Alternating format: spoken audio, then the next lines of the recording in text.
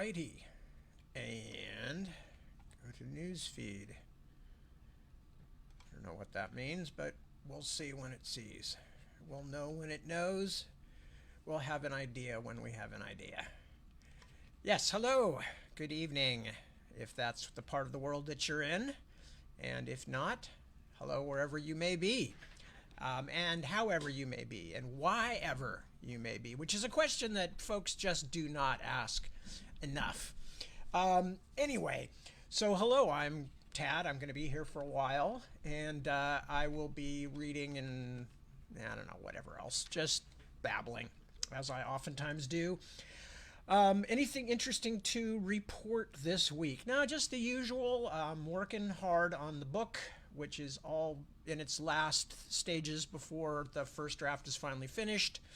And it goes out to all the readers. Actually, large chunks of it have gone out already. And I think it's going to go out in one final, slightly larger chunk for the ending.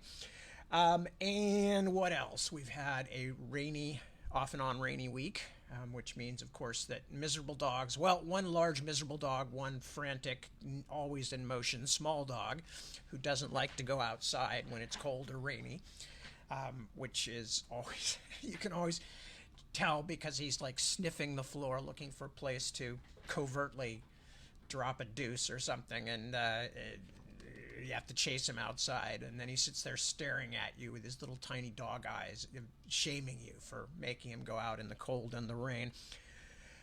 And then, of course, as I mentioned, large dog hates rain. Large dog climbs up on top of me or sits on me, literally sits on me when I'm asleep, to let me know that it's raining outside and I should do something about it.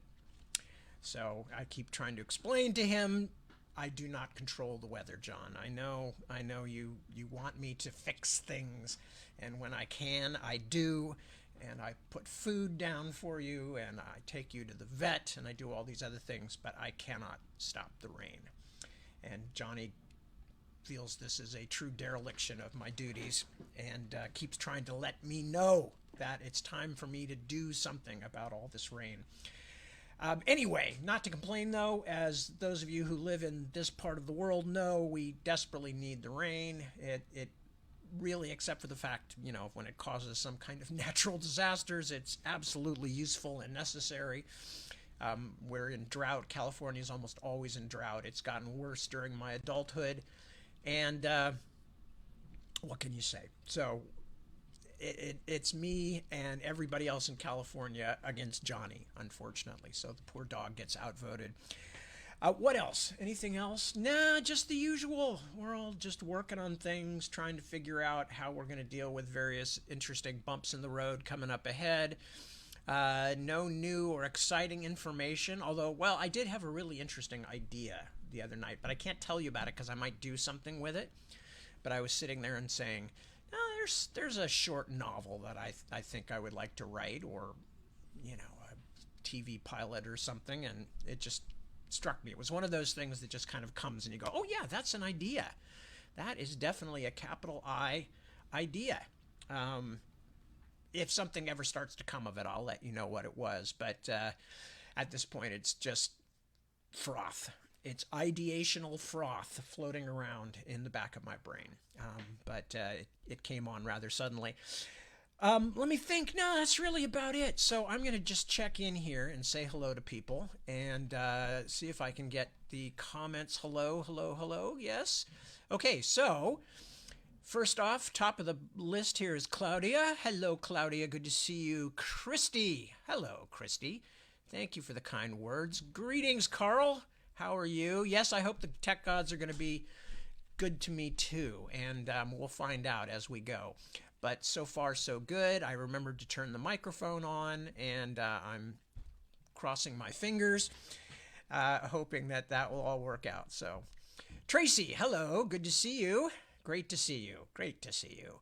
Becca, hello, Becca. Yes, we're all doing well here under the circumstances, which, not that there's anything particularly negative going on, but just the usual fluctuations of life, but we're all doing well. Tiffany, ahoy. Ahoy, Mr. and Mrs. America and all the ships at sea. Good to see you. Barban, hello, hello. Good to see you too. Rose, hello. Rose is happy today. I'm very glad to hear that. That's always a nice thing to hear. I hope it's not just today. I hope the happiness continues, but I'm very glad to hear that you are happy today. Penny, hello. How are you? Good to see you. Angie, hello, hello. Welcome back, as always. Kristen, hello. I hope you've dealt with your horrible cheese problem, or your lack of cheese problem, or your can't eat cheese at the moment problem, because believe me, that touches me in the depths of my heart. I am a cheeseaholic myself, so I definitely understand. Christy says hi from cold-ass Michigan. Okay, well, I can get down behind that, even though it isn't that cold here. But I think I told y'all I spent part of a winter in Wisconsin once, which is not that far from Michigan, and realized I was just too much of a, what's a good old-fashioned expression, too much of a California panty waist, as people used to say way back in the 1960s. Ben Grimm, the Thing from the Fantastic Four, always used to use that as an adjective. Ain't no panty waist, Reed. I'll handle this. It's clobbering time. You know, all that kind of stuff. Anyway, so I was way too much of a wimp to make it through a winter in Wisconsin all the way through. I made it partially through, and then I realized they don't give you any award for this. This is just what the brave people here do every year. And I fled back to California. I was actually planning to flee back to California anyway, but I fled even slightly earlier than I might have after realizing the true horror of a Midwestern American winter. Susan, hello. Good to see you. And Susan says hello to you too, Lily. And we're doing all right. The family is doing okay. Emily, hello. Good to see you. And Emily is checking in from Ferndale. Tiffany says, wasting other people's time? No, this is our time to connect with the gentleman who holds this story of Simon Jiricki and Josue in his hands. Yes, and that is the frightening part, isn't it? Just there are many times, not in this book, but when I was writing to Green Angel Tower and going through one of the worst stages in my entire life, that there were many times when I thought I could just type, and then a hay wagon jumped the sidewalk and killed them all, the end, and be done with it. And one of my friends at the time, another writer named Mark Craigbaugh, Mark said, yeah, that would be like postmodern. You'd be a leader of the postmodern science fiction movement. But I chickened out and I gave it an ending. Anyway, but so yes, I appreciate your your willingness to put the lives of these characters in my hands. Ray, hello, greetings to you. Good to see you. And Melanie, hello, hi. And Chris, did I say hello to you already? If not, hello. Good to see you. Jeremy, hello. Yes, good. Well, I hope you and your family are well, too. So we're all here. Melissa, good to see you. Yay. Isaac, hello, Isaac. As always, good to see you. Let me see, who else have I not said hello? Oh, Chris has got wife Kelly Van Dahl along tonight, and Kelly waves. Hello, Kelly. Good to have you. Andrea, there she is. Hello. No one from the East Coast, then. No, there are probably a few. We just haven't heard from any of them yet. Kristen points. Kristen, you're really on a cheese thing, aren't you? Kristen points out that Wisconsin's license plates say America's Dairyland. Like I said, Kristen, you're a little bit obsessed at the moment. Ferndale, Michigan, near Detroit, is the answer to that question. And Anthony, wow, I'm glad that you're getting to hear it. You'd never read this series? Well, in a sense now that you will have, because we're getting near the end, as it is. You can see from how much book we've got left. Ooh, you can't even see because the bookmark is covering it, but we're down to the last couple of chapters. So that is just about all. Anyway, so there I've now checked in on the comments, and I figured out how to get to them here. And now I'm back looking at my own somewhat frightening face again. And since I can't think of anything else to talk about, I mean, as always, you know, there's always lots of real important things to talk about. You know, I mean, like everybody else, I follow the news, and I'm following a lot of issues, and I'm very political, and I can have concerns about things and all that. But, you know, I really just want to keep that away from this particular venue, this little oasis that we started back in, God, was it 2020? I guess it was that we started in 2020 just for me to read, and that's one of the reasons sort of every decision I've made has been toward simplification toward simplification and ease of accomplishment. So that's why I pretty much mostly have only read my own stuff, because I don't have to worry about the rights to it or offending anybody, except for the people who hate my work, and I don't mind offending them. And I mean, I do that just by existing. So then, and all those kinds of issues. And it's the same reason that despite the fact that I'm very political and I seethe sometimes with things that are going on or want to say things about things, but, there's plenty of places and situations to do that. So this is really just for reading and hanging out and, everybody's friends. And I think it's nice to have something like that, because God knows we get enough strife and upset and stress in our other daily interactions with life. Here, let me just move this over so I don't accidentally end the stream. There we go. Oh, no, I didn't do that, did I? Okay. There, yeah, and as usual, let's mess things up again. Okay. Oh, great. So they're on two different parts of the screen. How the heck did that happen? Lord of mercy. How did that happen? That is weird.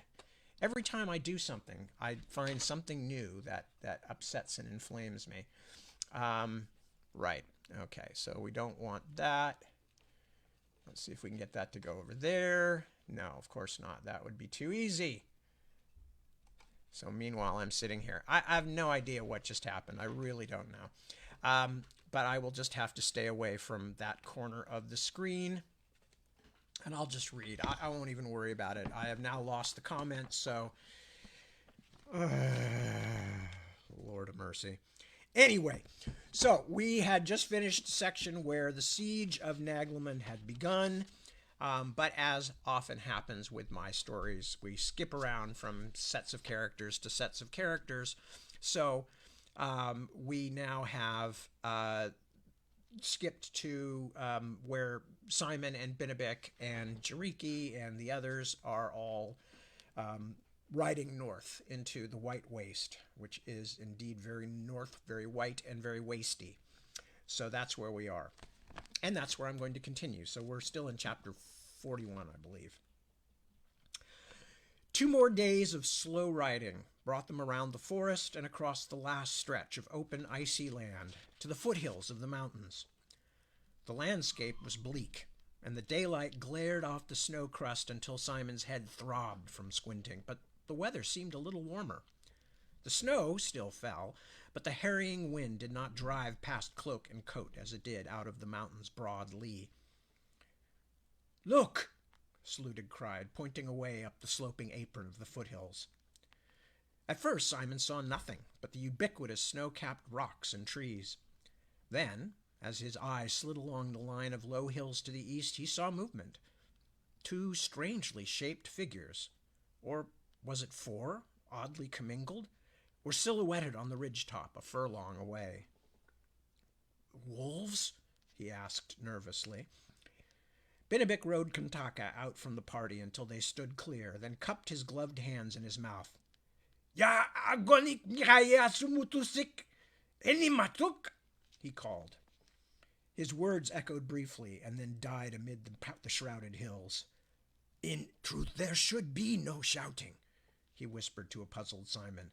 "Higher up, it might be the causing of snow slides. But who are you?" "Shh!" Binabek waved his hand. A moment later, the 2 shapes moved down the ridge a short way toward the companions. Now Simon could see that the pair were small men, each astride a shaggy, twist-horned ram. "Trolls," one of them called out. Binabek, after listening intently, turned with a smile to his comrades. "They wish for knowing where we go, and if that is not being a flesh-eating Rimmersman in our midst. And is he a prisoner?" "The devil take them," Sludig growled. Binabek's smile widened, and he turned back to the ridge. "Binbinakegbyasika," he shouted. "Uksikan mohinak da yajuk. The two round, fur-hooded heads regarded them blankly for a moment, like sun-baffled owls. A moment later, one rapped his chest with his hand, and the other waved his mittened arm in a wide circle as they turned their mounts and rode off up the ridge in a cloud of powdery snow. "What was all that?" Sludig asked, nettled. Benebik's grin seemed strained. "I told them we were to go to Ermsheim," he explained. "One gave the sign to ward off evil. The other was using a charm against madmen." After making their way up into the hills, the company made camp in a rocky dale gouged into the hem of Ermsheim's mantle. Here it is we should leave the horses and those things we need not be carrying," Benebik said as he surveyed the sheltered site. Jiriki strode to the mouth of the dale and leaned backward, staring up toward Ermsheim's craggy, snow-capped head, pink-tinged on its westerly face by the setting sun. The wind billowed his cloak and blew his hair up around his face like wisps of lavender clouds. "It has been a long time since I have seen this place," he said. "Have you climbed this mountain before?" Simon asked, struggling with his horse's cinch buckle. "I have never seen the peak's far side," the Sitha answered. "This will be something new for me, to see the easternmost realm of the Hikidaya." "The Norns?" "Everything north of the mountains was ceded to them long ago, at the time of the parting." Jiriki strode back up the gully. "Kyushapo, you and Sijandi must prepare a shelter for the horses. See, there is some scrub growing here under the leaning rocks that may be a boon if you run short of hay." He lapsed over into the Scythi tongue, and Anai and the other two began to set up a campsite, more permanent than any of the company had enjoyed since leaving the hunting lodge. "Here, Simon, see what I have brought," Benebik called. The youth made his way past the three soldiers who were splitting the small trees they had felled into firewood. The troll was squatting on the ground, pulling oilskin-wrapped bundles from his saddlebag. "The blacksmith at Naglimund thought me as mad as I am small," Benebik smiled as Simon approached. "But he made for me the things I was wanting." Unlaced, the pouches disgorged all kinds of strange objects: spike-covered metal plates with straps and buckles, odd hammers with pointy heads, and harnesses that looked as though they might be made to fit very small horses. "What are all these things?" "For the wooing and winning of mountains," Benebik smirked. "Even the Canuck, with our nimble-footedness, do not go climbing to the highest reaches unprepared. See, these are for wearing on boots," he indicated the spiked plates. "And these are ice axes. Very useful they are. Sludig will have seen them, no doubt." "And the harnesses?" "So we may be roping ourselves together. Thus, if the sleet is blowing, or we are on dragon snow, or too thin ice, when one falls the others can then be bearing up his weight. If there had been the time, I would have made preparations of a harness for Kantaka too. She will be upset staying behind, and we will have a sad parting." The troll hummed a quiet tune as he oiled and polished. Simon stared silently at Benebik's tools. Somehow he had thought climbing the mountain would be something like climbing the stairs of Green Angel Tower, steeply uphill, but essentially no more than a difficult hike. This talk of people falling and thin ice. "Oh, Simon, lad," it was Grimrick, "come make yourself useful. Pick up some of the chippings. We'll have one last good blaze before we go to killing ourselves up mountain." The white tower again loomed in his dreams that night. He clung desperately to its blood-slickened sides as wolves howled below him, and a dark, red-eyed shape rang the baleful bells above. Next section. The innkeeper looked up, mouth open to speak, then stopped. He blinked, and swallowed like a frog. The stranger was a monk, robed and hooded in black, his garb spattered in places. With the mud of the road. What was arresting was his size. He was fairly tall, but broad as an ale barrel, wide enough that the tavern room, not the brightest to begin with, had perceptibly darkened when he pushed through the doorway. I'm sorry, Father. The innkeeper smiled ingratiatingly. Here was a man of the Adenite god who looked as though he could squeeze the sin right out of you if he chose. What were you asking? I said, I've been to every inn on every street in the Wharf District, and I've had no luck. My back aches. Give me a mug of your best. He stumped over to a table and lowered his bulk onto a creaking bench. This damnable Abingate has more inns than it has roads. His accent, the innkeeper noted, was a Rimmersman's. That explained the raw pink look of his face. The innkeeper had heard it said that the men of Rimmersgard had such thick beards they had to shave thrice daily, those few who didn't just let them grow. We are a harbour town, Father, he said, setting a healthy flagon down before the scowling, rumpled monk. And with things that are going on these days, he shrugged and made a face, well, there are plenty of strangers wanting rooms. The monk wiped foam from his upper lip and frowned. I know. A damnable shame. Poor Luth. The innkeeper looked around nervously, but the Erkenlandish guardsmen in the corner were paying no attention. You said you've had no luck, Father, he said, changing the subject. Might I be asking what you're seeking? A monk, the big man growled. A brother monk, that is, and a young boy. I have scoured the wharf from top to bottom. The tavern master smiled, polishing a metal flagon with his apron. And you came here last? Begging your pardon, Father, but I think your God seen fit to test you. The big man grunted, then looked up from his ale. What do you mean? They were here. They were. If it's the same, too. His satisfied smile froze on his face as the monk lurched up from the bench. His reddened face was inches from the innkeeper's own. When? 2, 3 days ago. I'm not sure. Are you really not sure? The monk asked menacingly. Or do you just want money? He patted his robe. The innkeeper did not know if it was a purse or a knife this strange man of God was patting for. He had never much trusted Usiri's followers anyway, and living in Hernystir's most cosmopolitan town had not improved his opinion of them. Oh, no, Father, truly, they were in a few days past. Asked after a boat going down coast to Perdruin. The monk was a short fella.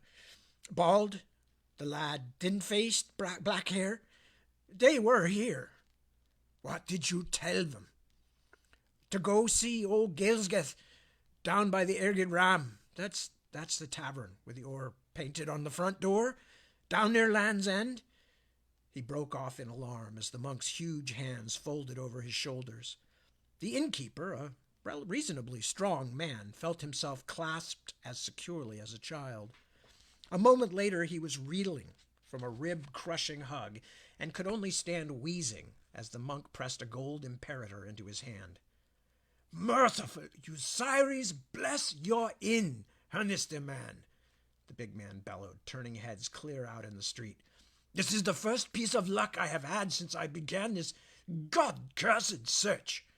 He crashed out through the doorway like a man leaving a burning house.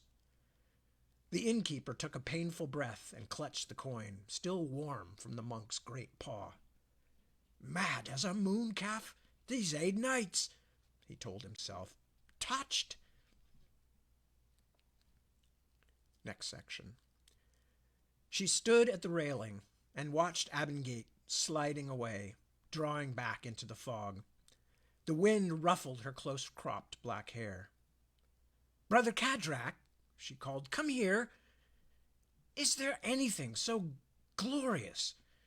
She gestured at the growing strip of green ocean that separated them from the misty shoreline. Gulls wheeled and screeched above the boat's foaming wake. The monk waved a limp hand from where he crouched beside a clutch of lashed-down barrels. "You enjoy yourself, Malachias. I have never been much of a seafarer. God knows I do not think this voyage will change that." He wiped spray or sweat from his forehead. Cadrak had not touched a drop of wine since they had set foot on shipboard. Miriamel looked up to see a pair of Hernestiri sailors watching her curiously from the foredeck. She dipped her head and walked over to seat herself next to the monk. "Why did you come with me?" she asked after a while. "That is still something I do not understand." The monk did not look up. "I came because the lady paid me." Miriamel pulled her hood forward. "There is nothing like the ocean to remind you of what is important," she said quietly, and smiled. Cadrak's returned smile was weak.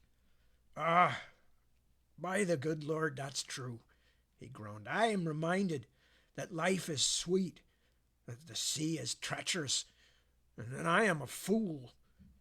Miriamel nodded solemnly, staring up at the bellying sails.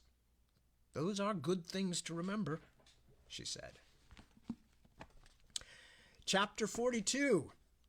Beneath the Uden Tree. Where are we? "There's no hurrying it, Elias," Guthwolf growled. "No hurrying. Nagelman's a tough nut. Tough. You knew it'd be." He could hear himself slurring his words. He had needed to get drunk just to face his old companion. The Earl of Utenjate no longer felt comfortable around the king, and felt even less so bringing him bad news. "You have had a fortnight. I have given you everything. Troops, siege engines, everything." The king pulled at the skin of his face, frowning. He was drawn and sickly, and had not yet met Guthwolf's eyes. "I can wait no longer. Tomorrow is Midsummer's Eve. And why should that matter?" Guthwolf, feeling chilled and sick, turned away and spit out the now tasteless lump of citral root he had been chewing. The king's tent was as cold and dank as the bottom of a well. No one has ever taken one of the great houses in a fortnight, except by treachery, even if they were poorly defended. These Naglemunders have fought like cornered animals. Be patient, Majesty. Patience is all we need.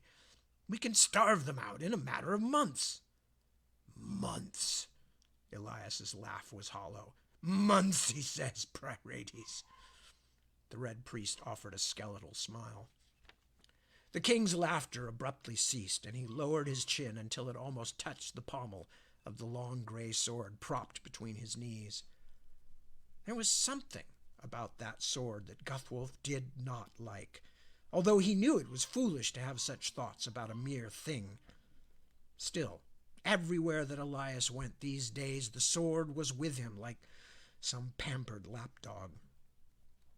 "Today is your last chance, Utenjate." The High King's voice was thick and heavy. "Either the gate is opened, or I must make other arrangements." Guthwolf stood swaying. Are you mad, Elias? Are you mad? How can we possibly... The miners have scarcely dug halfway." He trailed off dizzily, wondering if he'd gone too far. Why should we care whether tomorrow is Midsummer's Eve?" He dropped to a knee again, imploring. "Talk to me, Elias."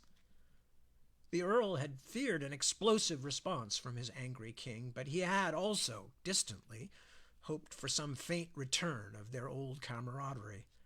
He got neither. "You cannot understand, Utenjate," Elias replied, and his staring red-rimmed eyes were fixed on the tent wall, or empty air. "I have other obligations. Tomorrow, everything will change. Simon had thought he had gained an understanding of winter. After the trek across the desolate blankness of the waste, the endless white days of wind and snow and stinging eyes, he had been sure there were no further lessons winter could teach him. After the first few days on Irmsheim, he was amazed by his former innocence. They traveled along the slender ice paths, roped in file, digging in carefully with toe and heel before taking each step. At times, the rising wind plucked at them as though they were tree leaves, and they had to shrink back against the Irmsheim's icy side and cling until the wind subsided. The footing, too, was treacherous. Simon, who had thought himself quite a climber as master of the Hayholt's high places, now found himself skidding and clinging on narrow trackways barely 2 cubits from wall to precipice, a whirling cloud of powdery snow the only thing between the path and the distant earth. Looking down from Green Angel Tower, which had once seemed the world's summit, now seemed as childish and comforting as standing atop a stool in the castle kitchen. From the mountain path, he could soon see the tops of other peaks and clouds eddying about them. The northeast of Ostenard lay spread before him, but so distant he turned away from the view. It would not do to stare down from such heights. It made his heart race and the breath catch in his throat. Simon wished with all his heart he had remained behind, but now his only hope to come down again was to keep climbing. He found himself often in prayer, and hoped that the loftiness of their location would speed his words to heaven all the faster. The sickening heights and his own fast failing confidence were terrifying enough, but Simon was also connected by the cord around his waist to all the rest of the party but the unbound Scythe. Thus there were not just his own mistakes to worry over. Misstep by one of the others could pull them all down like a weighted fishing line and send them plunging into the limitless, vertiginous depths. Their progress was painfully slow, but no one, Simon least of all, wanted it otherwise. Not that all the lessons of the mountain were painful ones. Although the air was so thin and achingly cold that he sometimes felt another breath might turn him to frozen stone, the very iciness of the atmosphere brought with it an odd exaltation, a sensation of openness and insubstantiality, as though a startling wind blew right through him. The icy mountain face itself was a thing of painful beauty. Simon had never dreamed that ice might have color. The tame variety he knew, that which festooned the roofs of the Hayholt at Aidentide and shrouded the wells in John Aver, was diamond clear or milky white. By contrast, the icy armor of Irmsheim, warped, twisted, and buckled by wind and the seemingly distant sun, was a dream forest of colors and strange shapes. Great ice towers shot through with veins of sea green and violet leaned out above the heads of the toiling party. Elsewhere, the ice cliffs had cracked and fallen in crystalline chunks, gem-like raw edges etched in stormy blue, crumbling into tessellate confusion like the abandoned blocks of some giant architect. In one place, the black bones of 2 frozen, long-dead trees stood like abandoned sentinels before the rim of a white-misted crevice. The ice sheet that stretched between them had been melted parchment-thin by the sun. The mummified trees seemed the gate-posts of heaven, the ice between them a shimmering evanescent fan that shattered the dayshine into a glowing rainbow of ruby and nectarine light, into swirls of gold and lavender and pale rose that, Simon felt sure, would make even the famous windows of the Sansellen Aidenitis seem dull as pond water and candle drip. But even as its brilliant skin beguiled the eyes, the mountain's cold heart schemed against its unwanted guests. Late in the afternoon of the first day, even as Simon and his mortal comrades were trying to grow used to the strange and deliberate pace forced upon them by Bennebick's shoe spikes, The Scythe, who disdained such devices, nevertheless climbed almost as slowly and carefully as the others. Darkness overtook the sky as suddenly and thoroughly as ink spilled upon a blotter. "Lie down!" Benedict yelled, even as Simon and the two Erkenlandist soldiers were staring up curiously at the spot where, moments before, the sun had hung in the heavens. Behind Hastan and Grimrick, Sludig had already flung himself down onto the hard snow. "Down to the ground!" the troll shouted. Hastan pulled Simon down. Even as he was wondering if Benedict had seen something dangerous on the trail ahead, and if so, what the Scythe were doing, since they had disappeared where the path bent around part of Irmsheim's southeastern flank, Simon heard the pitch of the wind, which had been a low, steady whistle for hours, rise to a shriek. He felt a tug, then a hard pull, and dug his fingers through the powdery snow into the icy pack beneath. A moment later, a crash of thunder banged painfully in both his ears. Even as the first drum beat was echoing down the valley below, another shook him as Kantaka might a captured rat. He whimpered and clung to the ground as the wind raked him with bony fingers, and the thunder crashed again and again. The mountain they clung to, an anvil for some gargantuan and terrible blacksmith. The storm halted as abruptly as it had descended. Simon crouched in place for long moments after the wind's scream had subsided, his forehead pressed against the freezing ground. When he sat up at last, his ears ringing, the white sun was emerging from the ink splatter of clouds. Beside him, Hastan was sitting up like a baffled child, his nose bleeding and his beard full of snow. "By the Aiden," he swore, "by the suffering, bleeding, sorrowful Aiden, and God the highest." He wiped his nose with the back of his hand and stared stupidly at the red streak left on his fur glove. "What?" "Lucky we are. We stood on a wide part of the path," Benedict said, climbing to his feet. Although he, too, was covered in clinging snow, he looked almost cheerful. "Here the storms come fast." "Fast," Simon muttered, looking down. He had pierced the ankle of his right boot, with the spikes strapped to the left, and the way it stung, he was sure he had drawn blood. A moment later, Jiriki's slender form appeared at the bend of the trail. "Have you lost anyone?" he shouted. When Benedict called back that all were safe, the Scythe gave a mocking salute and vanished again. "I don't see any snow on him," Sludig remarked sourly. "Mountain storms are moving quickly," the troll replied, "but so are Scythe." The seven travelers spent the first night together against the back wall of a shallow ice cave on the mountain's eastern face, with the far edge of the narrow path only 5 or 6 cubits away, the black abyss waiting below. As he sat shivering in the penetrating cold, comforted but unwarmed by the quiet singing of Jiriki and Anai, he remembered something Dr. Morgenes had once told him in the heart of a drowsy afternoon, when Simon had complained about living in the crowded, unprivate servants' quarters. "Never make your home in a place," the old man had said, too lazy in the spring warmth to do more than wag a finger. "Make a home for yourself inside your own head.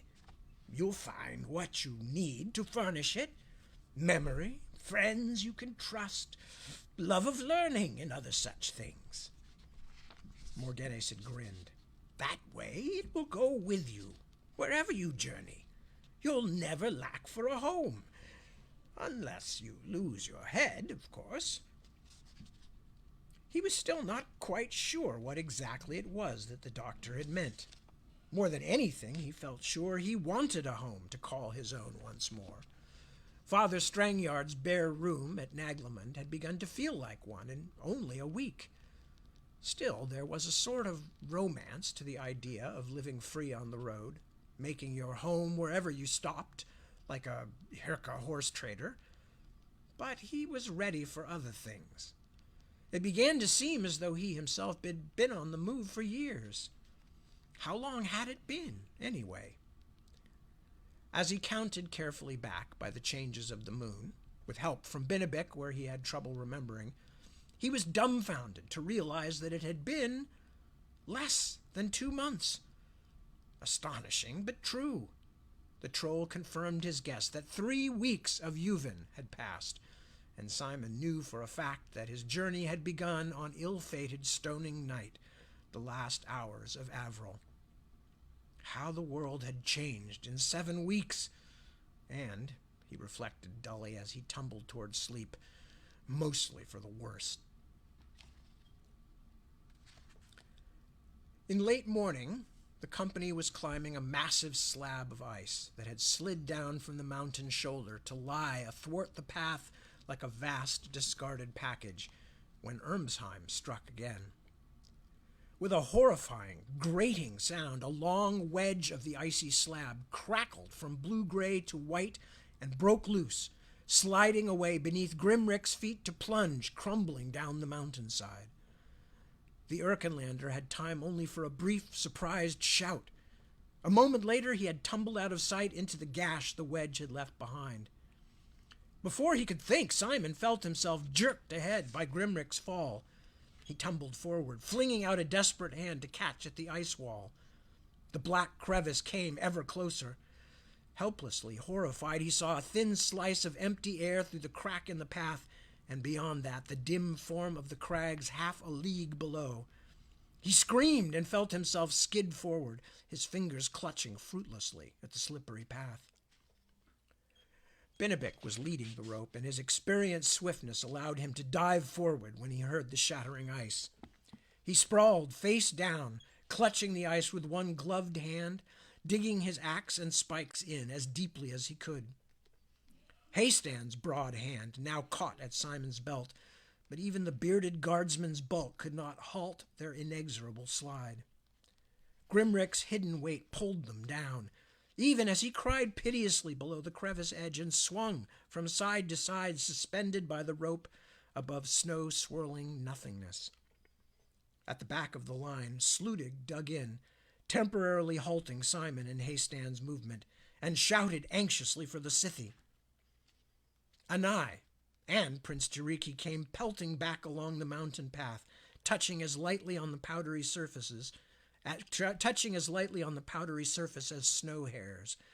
They quickly dug their own axes deep into the ice and lashed them to the end of Binnabik's rope with swift knots. The troll, thus freed, edged around the crevice with the 2 Scythe and back to help Sludig. Simon felt the tug on his belt strengthen, and the crevice slowly began to recede. He was sliding backward. He wasn't going to die. At least it seemed not this moment. As he regained his footing, he bent to snatch up one of his fallen mittens, and his head pounded. With all the party now heaving at the ropes, they at last brought Grimrick, senseless now, his face gray within his hood, back up through the gap in the ice, where he could be dragged to safety. It was long minutes after he awoke before Grimrick could recognize his companions, and he was shaking as with a deadly fever. Sludig and Haystan rigged a sling from 2 fur cloaks to carry him until they could stop and make camp. When they found a deep cleft that ran back into the mountain until it reached actual stone, the sun was only slightly past the midpoint of the sky, but they had no choice except to make early camp. They lit a small fire, scarcely more than knee-high, with kindling they had scavenged at Ermsheim's feet and carried up into its heights for just such a reason. Shuddering, Grimrick lay beside it, teeth a-chatter, waiting for the troll draft that Binnabik, mixing herbs and powders from his pack with snowmelt, was laboring to prepare. No one begrudged Grimrick the precious heat.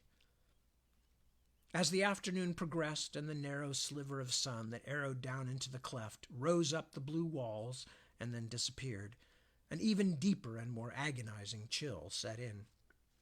Simon, his muscles trembling like lute strings, ears aching despite his fur hood, felt himself sliding as precipitously and helplessly as he had slid toward the naked emptiness of the crevice, toward a waking dream. But instead of the bleak cold he expected, his dream reached out to welcome him with warm and fragrant arms. It was summer again. How long had it been? No mind, for the seasons had swung around at last, and the hot, expectant air was full of the sizzle of bees. The spring's flowers now hung, swollen and overripe, crisping brown at the edges like Judith's mutton pies baking in the castle ovens. In the fields below the Hayholt's walls, the grass was turning yellow, beginning the alchemical transformation that would end in autumn, when it would be piled in golden, fragrant ricks, dotting the land like tiny cottages. Simon could hear the shepherds singing drowsily, echoing the bees as they led their bleating charges across the meadows. Summer. Soon, he knew, would come the festivals, St. Sutrin's, Lathmansa, but first his own favorite, Midsummer's Eve.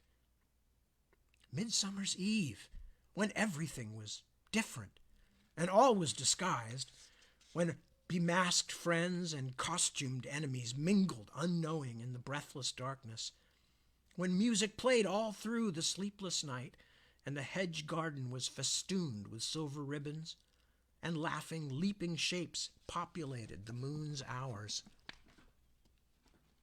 Sailman? A hand was on his shoulder, gently shaking. Sailman, you are weeping. Wake up. The dancers, the masks. Wake up. The hand shook him again, more vigorously.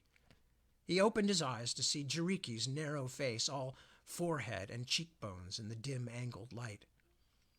You seem to be having a frightening dream, the Sitha said as he sank into a crouch at Simon's side. But it wasn't really, he shivered. It was summer. It was Midsummer's Eve. Ah, Jariki raised an eyebrow, then shrugged sinuously. I think perhaps you have been wandering in realms where you should not go. What could be bad about summer? The Prince of the Scythi shrugged again, then produced from inside his cloak, with a gesture like a favorite uncle producing a toy to distract a sniffling child, a shiny object in a delicately carved wooden frame. Do you know what this is? Jariki asked. A mirror? Simon was unaware of what the Sitha was asking. Did he know that Simon had handled it in the cave? Jariki smiled. Yes, a very special mirror, one that has a very long history. Do you know what can be done with such a thing, besides shaving the face as men do? He reached over and tapped a cool finger on Simon's furry cheek. Can you guess? See things that are far away, he replied after a moment's hesitation, then waited for the explosion of temper he was sure would come. The Sitha stared. You have heard of the mirrors of the fair folk? He said at last, wondering. Still they are the subject of tales and songs? Now Simon had a chance to slide away from the truth. Instead, he surprised himself. No, I looked at it when we were in your hunting lodge. Even more surprisingly, this admission only widened Jariki's eyes. You saw other places in it? More than reflection? I saw Princess Miriamel, my friend. He nodded and patted her blue scarf where it wound about his neck. It was like a dream. The Sitha scowled down at the mirror, not angrily, but as if it were the surface of a pool, beneath which darted an elusive fish he wished to locate. You are a strong-willed young man, Jariki said slowly. Stronger than you know. Either that, or you are touched by other powers, somehow. He looked from Simon back to the mirror, and was silent for a time. It is a very old thing, this mirror, he said at last. It is said to be a scale of the greater worm. What does that mean? The greater worm, the one that many stories say encircles the world. We Scythi, though, see the worm as circling all worlds at once, those of waking and those of dreaming, those that were and those that will be. His tail is in his mouth, so he has no end or beginning. A worm? Do you mean a dragon? Jiriki nodded once, an abrupt motion like a bird pecking grain. It is also told that all dragons are descended from the greater worm, and that each is less than the ones that went before. Igjarjuk and Shurakai were less great than their mother, Hirohebi, as she in turn was not as great as her parent, Karukamau the Golden. Someday, if all this is true, the dragons will disappear altogether, if they have not already. That would be good, Simon said. Would it? Jiriki smiled again, but his eyes were cold, shiny stones. Men grow, while the great worms, and others, diminish. That seems to be the way of things. He stretched with the shuddering, slippery grace of a new wakened cat. The way of things, he repeated. Still, I brought out this scale of the greater worm to show you something. Would you like to see, man-child? Simon nodded. This has been a difficult journey for you. Jiriki flicked a glance over his shoulder to where the others were gathered around Grimrick and the tiny campfire. Only Anai glanced up, and some unreadable communication flickered between the two Scythi. Look, said Jiriki a moment later. The looking-glass, cupped in his hands like a precious drink of water, seemed almost to ripple. The darkness it held, split by a jagged slash of light gray, the reflection of the sky above their crevice, seemed to slowly sprout points of green light like strange vegetable stars germinating in the evening sky.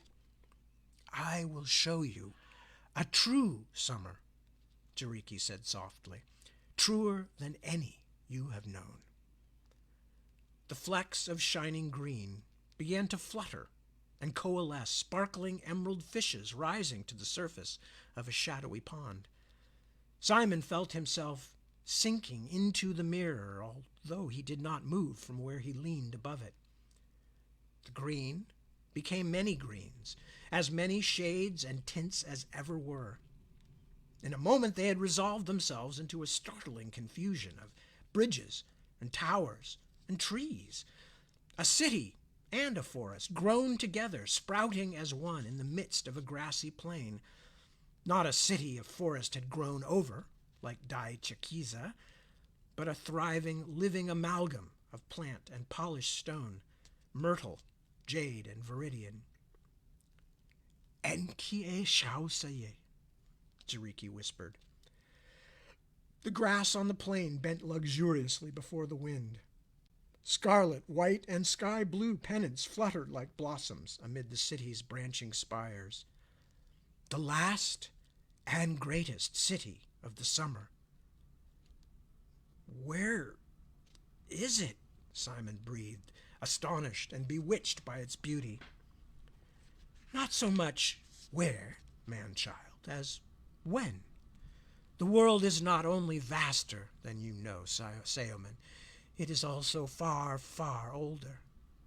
Enkie Shaoseye is long crumbled now. It lay east of the great forest. Crumbled? It was the last place where Zidaya and Hikedaya lived together before the parting. It was a city of great craft and greater beauty. The very wind in the towers made music, and the lamps of night shone bright as stars. Nenaisu danced under moonlight by her forest pool, and the admiring trees leaned down to watch. He shook his head slowly. All gone. Those were the summer days of my people. We are now far into autumn. Gone? Simon could still not grasp the tragedy. It seemed as though he could reach into the mirror, touch one of the needle-sharp towers with his fingers. He felt tears struggling to break free. No home. The Scythi had lost their homes. They were lonely and homeless in the world. Jiriki passed his hand over the glass, and it clouded. Gone, he said.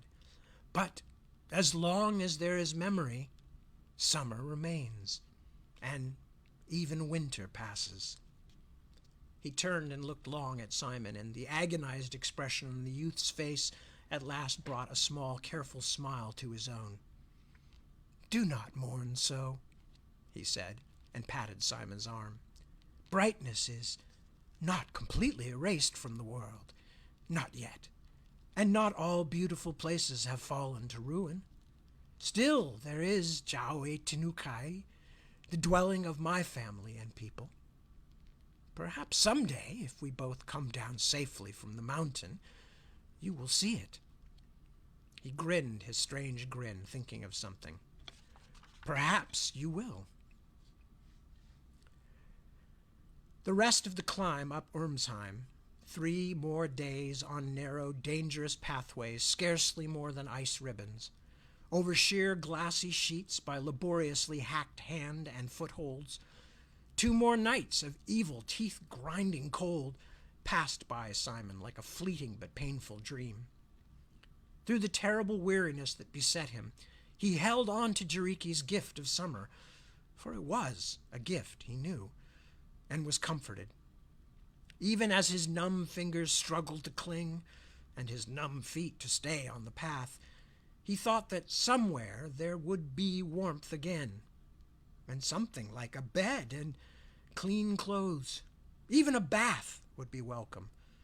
All those things were out there somewhere, if he could just keep his head down and get off the mountain alive. When you stop to think about it, he reflected, there weren't many things in life one truly needed. To want too much was worse than greed. It was stupidity, a waste of precious time and effort. The company slowly worked their way around the body of the mountain until the sun rose each morning to shine over their right shoulders. The air was growing painfully thin, forcing frequent halts for the catching of breath. Even hardy Jiriki and uncomplaining Anai were moving more slowly, limbs weighted as though by heavy garments. The human companions, except for the troll, positively dragged.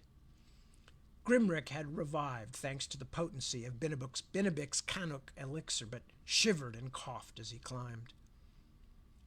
From time to time the wind increased, sending the clouds that hugged Irmsheim's shoulders flying like tattered ghosts. The mountain's silent neighbors would slowly materialize, jagged peaks holding lofty convention far above the surface of Ostenard, indifferent to the sordid and minuscule landscape at their feet. Binabik, as comfortable breathing the insubstantial air of the roof of the world as he had been sitting in Nagleman's pantry, pointed out wide, craggy Mintahok in the east to his gasping companions, as well as several of the other mountains compassing the troll fells of Yakanuk. And since the next section is a long section, yeah, there's still quite a bit left in that chapter. So we're going to stop there. I'm hoping and assuming that we got all the way through and that everything was groovy and we didn't. Okay, good. All right, very good. So with that, I'm going to wrap it up for the night. As I mentioned last night while I was reading early in the morning, I don't see any reason why I will not be reading as per usual next weekend. And as I said, we've still got chapter and a half, 2.5 chapters to go. Lots of violence and drama and some drama to read the next couple of nights. So with that, I thank you for joining me and for the pleasure of your company. And I hope you enjoyed yourselves, and be good to yourselves. Take good care of yourselves. Take good care of your loved ones and your friends and your neighbors. And we will all help to take care of each other. And we will somehow move forward and onward and upward. So with that, I say thank you very much for joining me. Peace and good night. Talk to you and see you very soon.